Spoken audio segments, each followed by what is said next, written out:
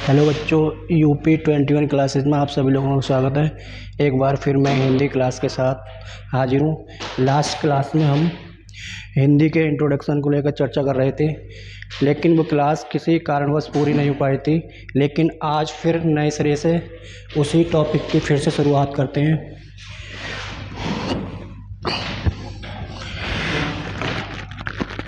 Topic पढ़ रहे थे हम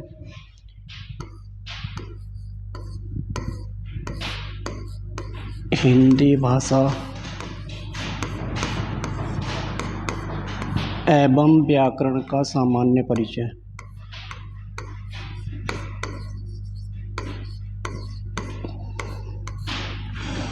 व्याकरण का सामान्य परिचय।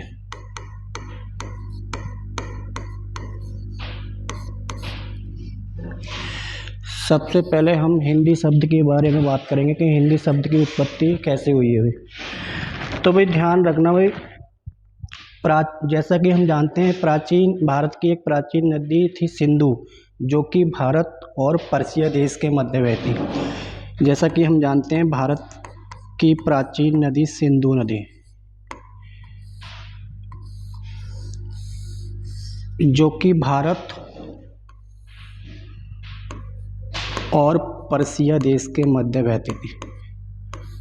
भारत और पर्शिया देश, पर्शिया, जैसा कि हम जानते हैं पर्शिया देश पर मुस्लिम आक्रमणकारियों के द्वारा आक्रमण किया गया और इसे अपने कब्जे में ले लिया गया, और इसका नाम बदलकर उनके द्वारा क्या कर दिया गया, ईरान। पर्शिया को ही वर्तमान में ईरान देश के नाम से जानते हैं भाई। तो भारत की प्राचीन नदी सिंधु, जो कि भारत और पर्शिया देश के मध्य बहती थी। यहाँ पर जो जो लोग रहते थे, पारसी या पर्शियन लोग रहते थे, पारसी लोग रहते थे, और उनकी जो भाषा थी भाई, उनकी भाषा जो थी फारसी भाषा का इस्तेमाल करते थे। पर्शिया में जो निवास करने वाले जो लोग थे वो पारसी, तथा उनकी जो भाषा थी वो पारसी थी। लेकिन पारसी जो लोग थे वो ते और थे के स्थान पर ते वर्ण का उच्चारण करते थे, दे और धे के स्थान पर देवर्ण का उच्चारण, तथा पे फे के स्थान पर पे वर्ण का उच्चारण, तथा से वर्ण के स्थान पर है वर्ण का उच्चारण करते थे। तो उन्होंने भारत की प्राचीन नदी सिंधु नदी को क्या बोला, हिंदू नदी बोला। सिंधु नदी को क्या बोला इन्होंने, हिंदू नदी, क्योंकि से की जगह वो है का उच्चारण करते थे और दे की जगह दे का उच्चारण करते थे। तो सिंधु नदी को उन्होंने क्या बोला भाई, हिंदू नदी बोला। सिंधु नदी को बोला उन्होंने हिंदू नदी।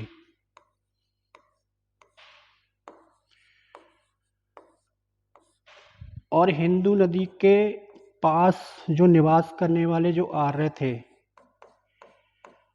हिंदू नदी के जो पास निवास करने वाले जो आर्य थे वो कहलाए भाई हिंदू कहलाए।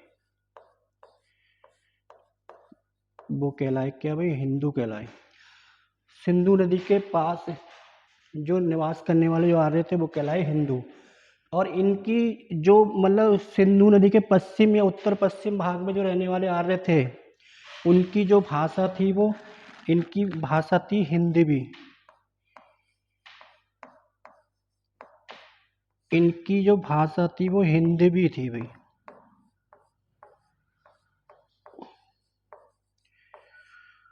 और यही हिंदवी शब्द रूढ़ होकर क्या बन गया भाई, हिंदी शब्द की उत्पत्ति हो गई भाई। हिंदी शब्द की उत्पत्ति। तो ध्यान रखना, इसमें 3 पॉइंट मेनली ध्यान रखने हैं भाई। कि भाई अगर पूछा जाता है हिंदू, हिंदवी और हिंदी किस भाषा के शब्द हैं, तो फारसी भाषा के शब्द हैं। लेकिन ध्यान रखना, अगर नदी को लेकर क्वेश्चन पूछा जाता है कि हिंदू क्या कभी हिंदी शब्द की उत्पत्ति किस नदी से मानी जाती है, तो ध्यान रखना सिंधु नदी को इसका व्युत्पत्ति का कारण माना जाता है। लेकिन अगर पूछा जाता है हिंदी शब्द की उत्पत्ति में किन लोगों का अहम योगदान है, तो ध्यान रखना ईरानियों के द्वारा क्या हिंदी शब्द की क्या की गई है, उत्पत्ति की गई है। तो इसमें 3 पॉइंट लिखते हैं भाई, यहाँ पर एक पॉइंट लिखते हैं भाई, हिंदी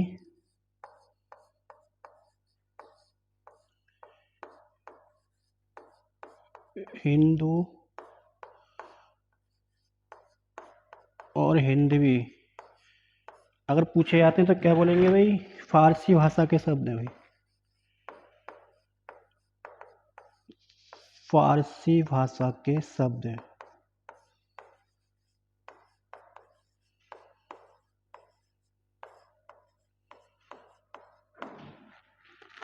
अगर पूछा जाता है भाई हिंदी शब्द की व्युत्पत्ति किसके द्वारा की गई, तो ईरानियों के द्वारा।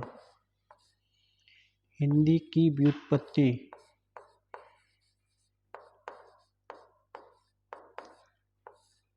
ईरानियों के द्वारा की गई है भाई,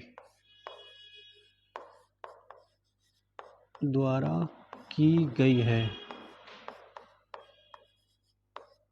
तो भाई ध्यान रखना, ये वो क्वेश्चन जो है भाई यूपीएसआई 2016 के एग्जाम में पूछा गया, हिंदी की व्युत्पत्ति किसके द्वारा की गई, तो ईरानियों के द्वारा की गई। और हिंदी हिंदू हिंदी भी किस भाषा के शब्द हैं, फारसी भाषा के शब्द हैं।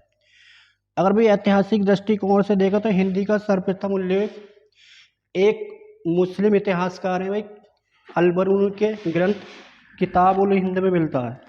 अगर हिंदी शब्द का सर्वप्रथम उल्लेख देखें तो मुस्लिम इतिहासकार अलबरूनी के किताब उल हिंद ग्रंथ में मिलता है भाई। तो भाई तीसरा पॉइंट होगा, हिंदी शब्द का सर्वप्रथम उल्लेख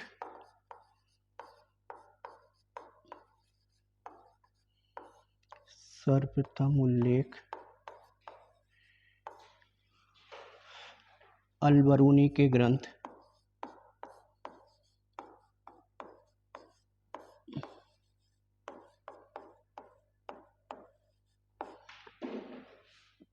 किताब उल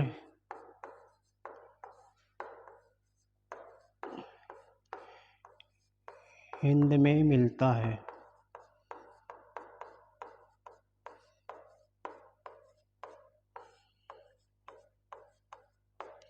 तो भी ध्यान रखना, एक बार से मैं फिर बता देता हूँ कि जैसा हम जानते हैं भारत की प्राचीन नदी सिंधु, जो कि भारत और पर्सिया देश के मध्य से बहती थी, जिसे पर्सिया को ये वर्तमान में ईरान देश के नाम से जाना जाता है। यहाँ पर जो रहने वाले जो लोग थे पारसी लोग, और उनकी जो भाषा थी वो फारसी भाषा थी। और वो पारसी जो लोग थे वो तय और थ के स्थान पर तय का उच्चारण तथा पे और फे के स्थान पर पे का उच्चारण करते थे, दे और ढ के स्थान पर दे का उच्चारण करते थे, तो से तथा से के स्थान पर है का उच्चारण करते। तो उन्होंने सिंधु नदी को हिंदू नदी बोला, और हिंदू नदी के जो पास रहने वाले जो आर्य थे वो कहलाए हिंदू, और इनकी जो भाषा थी वो भाषा थी हिंदवी, और हिंदवी शब्द से ही रूढ़ होकर हमारी हिंदी शब्द की उत्पत्ति हो गई। तो भी ध्यान रखना, 3 पॉइंट ध्यान रखने, हिंदी हिंदू हिंदवी फारसी भाषा के शब्द हैं। अगर नदी को लेकर क्वेश्चन पूछा जाता है भाई हिंदी शब्द की उत्पत्ति किस नदी से हुई है, तो ध्यान रखना सिंधु नदी का नाम आएगा, ध्यान रखना। लेकिन किनके द्वारा की गई, ईरानियों के द्वारा की गई। और हिंदी शब्द का सर्वप्रथम उल्लेख अलबरूनी के ग्रंथ किताब उल हिंद में मिलता। तो ये हमने हिंदी शब्द की चर्चा की। अब इसके बाद हम जो चर्चा करने वाले हैं वो भाषा को लेकर चर्चा करेंगे, फिर हिंदी भाषा को लेकर कंबाइंड चर्चा करेंगे। तो भी देखिए आगे भाषा के बारे में। भाषा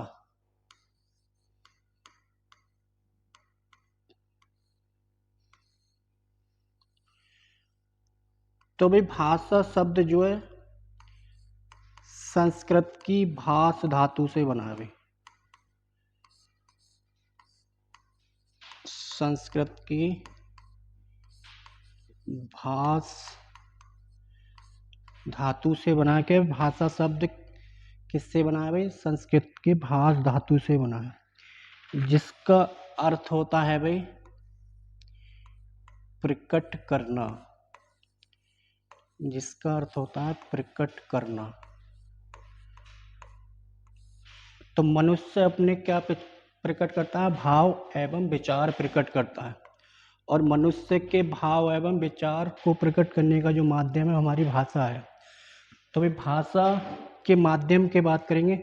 अगर भाषा जो है संस्कृत के भाष धातु से बना है, जिसका अर्थ है प्रकट करना। तो व्यक्ति, कोई भी व्यक्ति अपने क्या करता है, भाव व विचार प्रकट करता है भाई। और भाव और विचार को प्रकट करने का जो माध्यम है वो ही क्या है भाई, भाषा है। भाव और विचार को प्रकट करने का जो माध्यम है भाषा है। भाषा कोई भी हो सकती है, हिंदी हो सकती है, संस्कृत या अन्य कोई भी भाषा हो सकती है। लेकिन कोई भी व्यक्ति अपने भाव को भाषा के माध्यम से 3 तरीके से प्रकट कर सकता है भाई। तो भाई कितने तरीके से प्रकट कर सकता है, 3 तरीके से। देखो भाषा के माध्यम,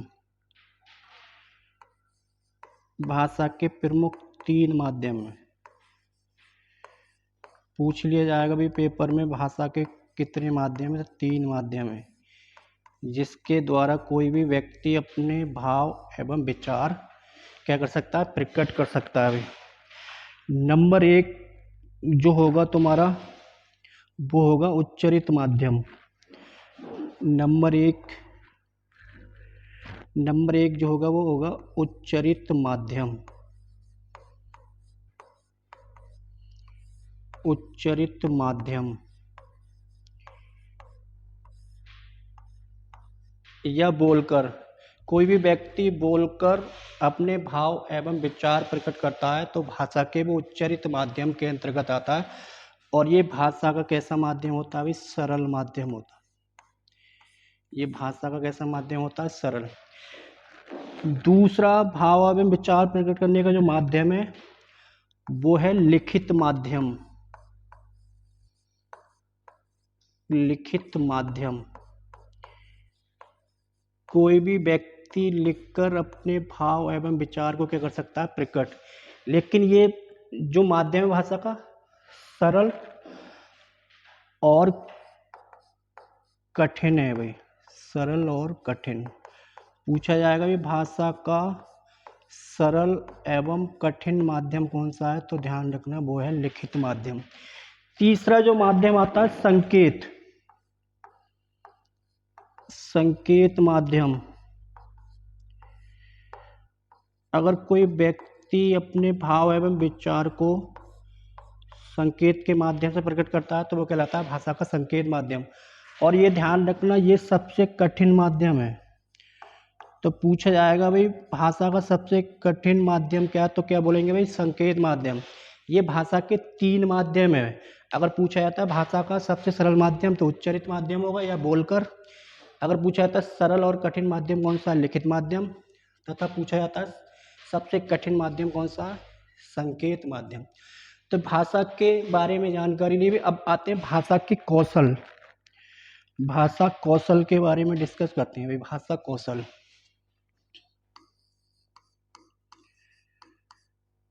भाषा कौशल।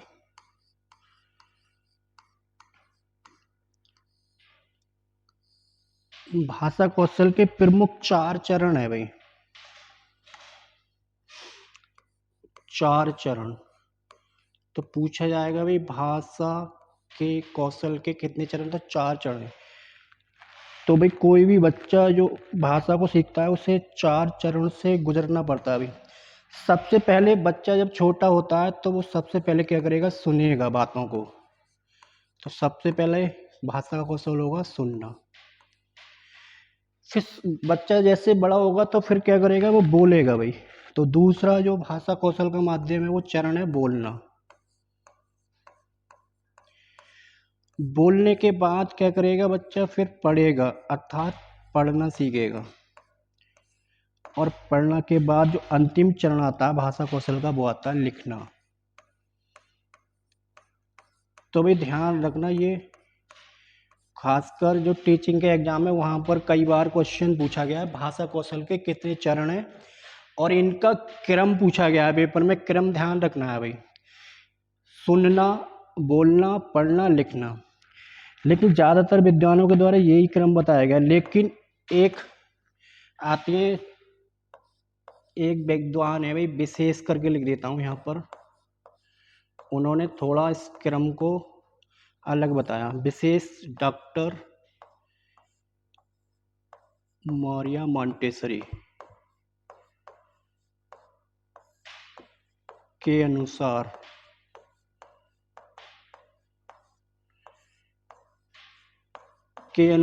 क्रम क्या होगा भाई, इन्होंने क्या बताया? इन्होंने बताया भाई सबसे पहले बच्चा क्या करेगा, सुनेगा भाई, सुनने के बाद बोलेगा भाई, बोलना। फिर इन्होंने पढ़ने की जगह जो बताया, पहले लिखना बताया। पढ़ने की जगह इन्होंने सबसे पहले बताया लिखना, कि बच्चा लिखेगा, फिर उसके बाद क्या करेगा, पढ़ेगा, पढ़ना। तो ये भाषा कौशल के 4 चरण है भाई। तो ज़्यादातर अगर नाम देकर पूछा जाएगा तो ये वाला आंसर होगा कि मौर्य मॉन्टेसरी के अनुसार भाषा कौशल के चरणों का सही क्रम। लेकिन अगर किसी का नाम देकर ना पूछा जाएगा तो भाषा कौशल के 4 चरण होंगे, लेकिन इनका क्रम ध्यान रखना, जो कि पूछे जाते हैं पेपर में, क्रम लगाने के लिए आता है, अभी ध्यान रखना। अब ये हो गई भाई भाषा के बारे में बात हो गई। अब आते हैं हिंदी भाषा के रूप में कंबाइंड रूप। पहले हमने हिंदी की चर्चा की, केवल भाषा शब्द की चर्चा की, फिर भाषा के बाद आते हैं हम कंबाइंड रूप से हिंदी भाषा। हिंदी भाषा का उद्भव और विकास क्रम को लेकर चर्चा करते हैं भाई। हिंदी भाषा का उद्भव,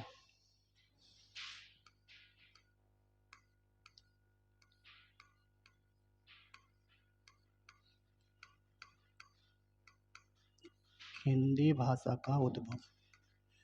तो भाई यहाँ से क्वेश्चन बहुत पूछे जाते हैं पेपर में, इनका क्रम, उद्भव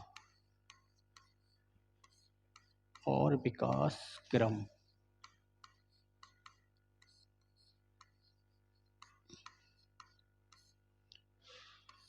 तो हिंदी भाषा का उद्भव और विकास, मतलब हिंदी की उद्भव एवं विकास कैसे हुआ है भाई। तो सबसे पहले बात करें, सभी भाषाओं की जो जननी है वो संस्कृत है भाई। सबसे पहले जो भाषा आती है भाई संस्कृत, जिसे हिंदी की आदि जननी कहा जाता है भाई। हिंदी की माता किसे कहा जाता है भाई, संस्कृत।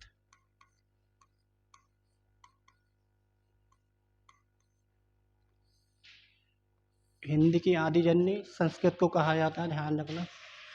और इसी संस्कृत को 2 भागों में बांट देते हैं हम भाई। इसी संस्कृत को 2 भागों में बांट देते हैं भाई।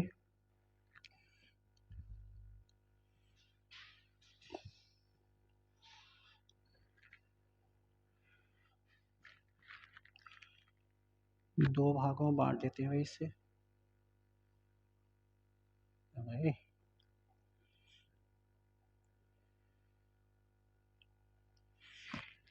एक है भाई वैदिक संस्कृत, नंबर 1 वैदिक संस्कृत। तो अभी ध्यान से समझना, यहाँ पर बहुत उलझाऊ क्वेश्चन आता है पेपर में और बहुत गलतियाँ भी करते हैं बच्चे। वैदिक संस्कृत और एक लौकिक संस्कृत। लौकिक संस्कृत,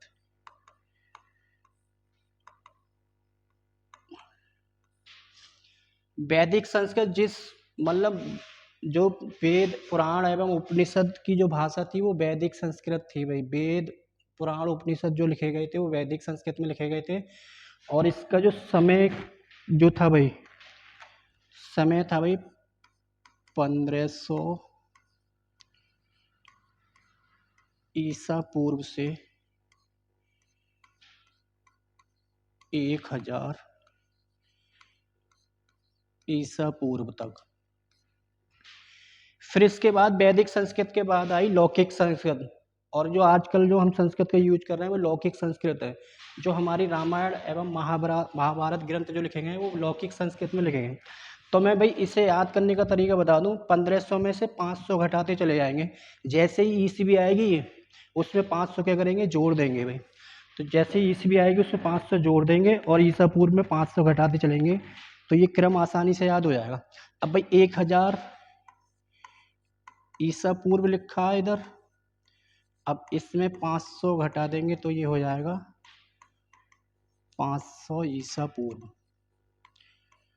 अब इनका समय पूछा जाता है भाई,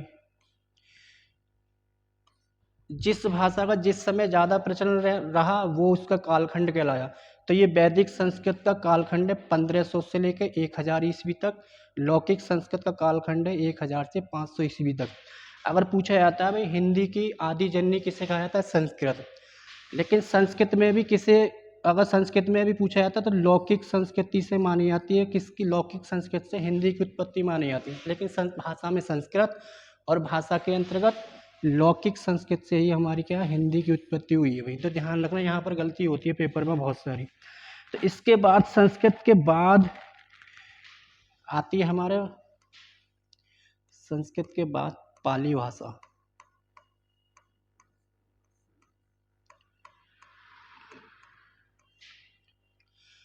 पाली, इसका जो कालक्रम होगा भाई, अब देखो यहाँ पर 500 है, 500 में से 500 घटाएंगे तो 500 से लेकर क्या होगा 1 ईस्वी, 500 ईसा पूर्व से लेकर ये हो जाएगा इसका कालखंड 1 ईस्वी तक। अब भाई ईस्वी आ गई यहाँ पर, अब 500 जोड़ते चलेंगे तो आसानी से याद हो जाएगा। तो भाई ध्यान रखना, ये बौद्ध ग्रंथ जो लिखे गए थे, संस्कृत के बाद हमारी आती है पाली भाषा। और पाली भाषा का जो कालखंड था 500 ईस्वा पूर्व से 1 ईस्वी तक। और ये इस पाली भाषा में जो बौद्ध ग्रंथों की रचना हुई थी, ध्यान रखना। और इसके बाद जो आती है हमारी प्राकृत भाषा आती है, जिसका कालखंड 1 ईस्वी से 500 ईसा पूर्व, जो कि जैन धर्म की भाषा थी। और जैन धर्म का प्रचार प्रसार जो किया गया वो प्राकृत भाषा में किया गया। अब प्राकृत भाषा से जो विकास हुआ वही विकसित होकर जो भाषा बनी हमारी अपभ्रंश। अपभ्रंश, और अपभ्रंश का ये एक भाग है भाई सौर सैनी। अपभ्रंश का ये एक भाग है सौर सैनी अपभ्रंश, सौर सैनी। अब भाई इसका कालखंड जो होगा 500 ईस्वी से 1000 ईस्वी तक। और अपभ्रंश के ही भाग सौर सैनी अपभ्रंश से क्या हो गई भाई, हिंदी शब्द की उत्पत्ति। मतलब अगर पूछा जाता है हिंदी शब्द की उत्पत्ति किस भाषा से हुई है, तो अपभ्रंश भाषा से हुई है। और अपभ्रंश भाषा के ही भाग किससे हुई है भाई, सौर सैनी अपभ्रंश से। और ध्यान रखना, हिंदी का जो समय है वो 1000 ईस्वी से लेकर वर्तमान समय तक। लेकिन इस समय ऐसा नहीं है, और भाषा भी बोली जा रही थी। लेकिन बड़े स्तर पर हिंदी का जो प्रचलन हुआ था वो 1100 ईस्वी से माना जाता है। तो हिंदी का जो मानक समय है वो 1100 ईस्वी है। 1100 ईस्वी से हिंदी का मानक समय, ध्यान रखना। फिर कुछ पॉइंट ध्यान रखना, अगर पूछा जाता है हिंदी की आदि जननी किसे कहा जाता है, संस्कृत। संस्कृत में भी किससे कहा जाता है भाई, लौकिक संस्कृत से ही। लौकिक संस्कृति ही क्या है भाई, हिंदी भाषा की आदि जननी। अगर पूछा जाता है हिंदी सब की भाषा की उत्पत्ति किससे हुई है, सौर सैनी अपभ्रंश से हुई है भाई। केवल अपभ्रंश देगा या तो इनके पार्ट देगा, सौर सैनी अपभ्रंश। और अपभ्रंश और सौर सैनी से ही मिलकर हिंदी भाषा की क्या हुई है भाई, उत्पत्ति हुई है, जिसका काल है 1000 ईस्वी से वर्तमान समय तक। अगर पूछा जाता है हिंदी का विकास कहाँ से हुआ, तो हिंदी का विकास माना जाता है अपभ्रंश। तो यहाँ पर कुछ पॉइंट मैं नोट कर देता हूँ भाई अगली स्लाइड पर, इम्पोर्टेंट पॉइंट। कुछ पॉइंट है भाई पेपर में पूछे जा सकते हैं। हिंदी का मानक समय,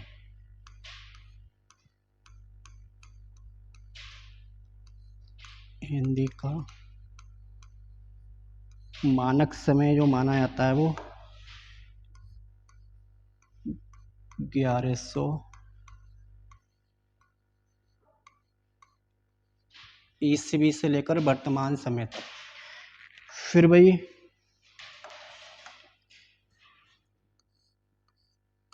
हिंदी भाषा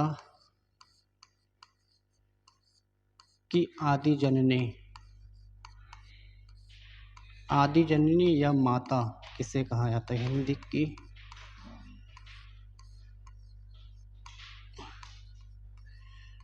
आदि जननी कहा जाता है भाई संस्कृत। और संस्कृत में भी किसे कहा जाता है भाई? लौकिक संस्कृत को। लौकिक संस्कृत को माना जाता है।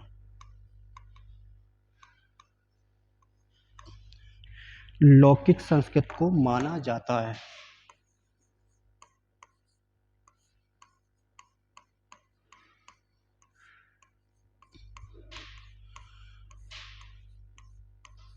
अगर हिंदी भाषा की उत्पत्ति की बात करें तो सौरसेनी अपभ्रंश से हुई है भाई।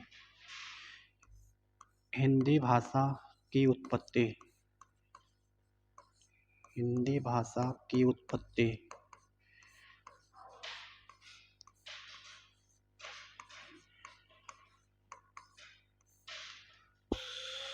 सौरसेनी अपभ्रंश।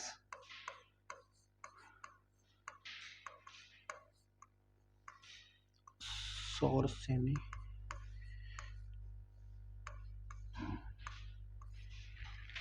अपभ्रंश से हुई है।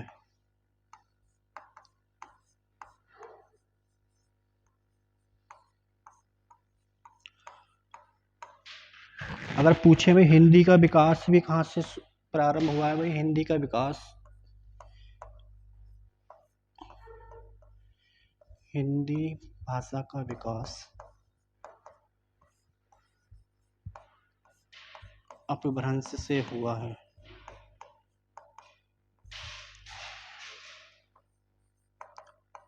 अपभ्रंश से हुआ है। तो ये कुछ ध्यान रखना, महत्वपूर्ण बातें हैं जो पेपर में पूछी जाती हैं। भी ध्यान रखना, कुछ ये महत्वपूर्ण बातें हैं जो कि पेपर में पूछी जाती हैं, ध्यान रखना। आज के लिए इतना ही, कल फिर इससे आगे चर्चा करेंगे भाई। तब तक के लिए जय हिंद, जय भारत। बीच में